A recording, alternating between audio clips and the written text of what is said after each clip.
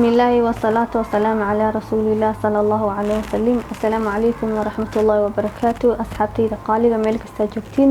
وصل هذا القناة كيني حرونتا عنتدا عاصمتك وولاش نشوفي آدم بوله ولا المعن حربينا سي وذا برنامج هرين وصي بلاوي أو هرمونكا قلقلسان باتيون أي فسوا هالله سيد القصة حايس وناتشرال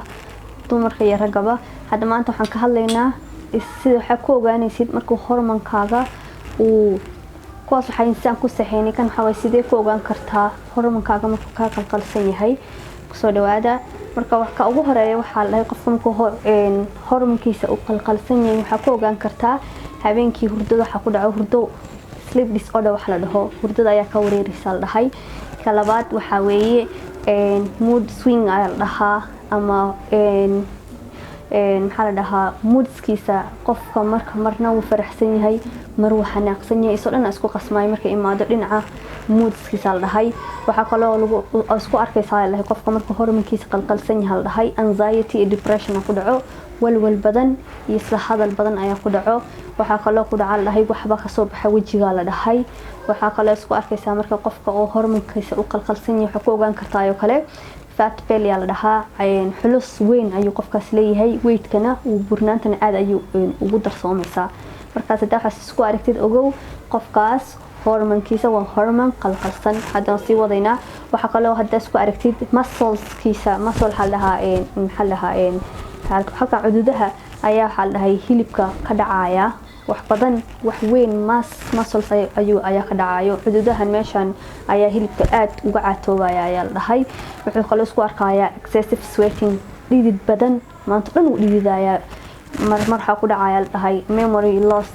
si fiican maxaa la dhahaa markuu qofka wax fikirkiisa ama uu xasuusta ayaa ka maqnaanaysa ama isku arkaya xasuus badan isoo xasuustii ka halawday ama xasuustii wax bus dhaha xasuustii ayaa ka lumaysa waxa kale oo haduu isku arko waxa la dhahaa gaajo badan oo isbedel badan haduu isku arkana waxa weeye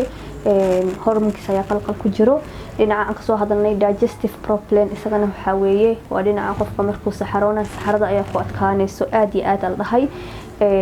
markasta waxa ku soo laalaabanay consistently waxa la dhahaa fungi waxa la dhahaa infection ama waxa markasta isku arka oo markasta ku soo laalaabanayo dhinacaas infectionka ama dhinaca hoos ah hada dumarka ama dhinaca kaleba waxa la dhahay markasta isku arkaya madax xanuun badan iyo migraine xanuun badan dadka migraine qaba jiraan iyo madax xanuun badan la dhahay isku arkaya heart flash habeenkii markuu seexdo wuxuu arkaya waxyaabo sawiro iyo waxaas ku soo dhacdacayo markuu jiifo habeenkii xalay wuxuu isku arkaya dhig aad iyo aad u badan la dhahay hadee qof dumar tahay waxa la dhahay wuxuu isku arkaysaa iyadana dhinaca hoose waxa la dhahay qaleel badan isku arkaysaa infection ayaa iyadana ku badnaanayo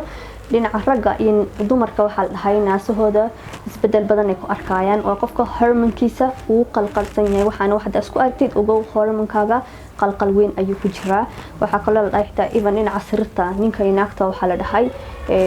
aad ayuu ugu hooseeyaa labadooda la dhahay soo waxaana dhan 15 kan waxda isku aragtid hadda ka soo hadlay ogow hormoonkaaga waa qalqal weyn ayuu ku jiraa sida ula tacaali lahayd ku saxan lahayd isku day ayaan dhihi lahaa wax fudud maaha waa wax adag waxaana dhan hurdo la'aan depression walwal badan waxaana dhan meesha kuma soo koobi karaan hadda ka soo hadlay isku aragtid isla tacaal fadlan ayaan dhihi lahaa kan waa part 2 halkaas ayaan usii baxayaa inagoo mahadsan والسلام عليكم ورحمة الله وبركاته. ماشي نقل سعتين وحارونتا انتدى عافي ماسا.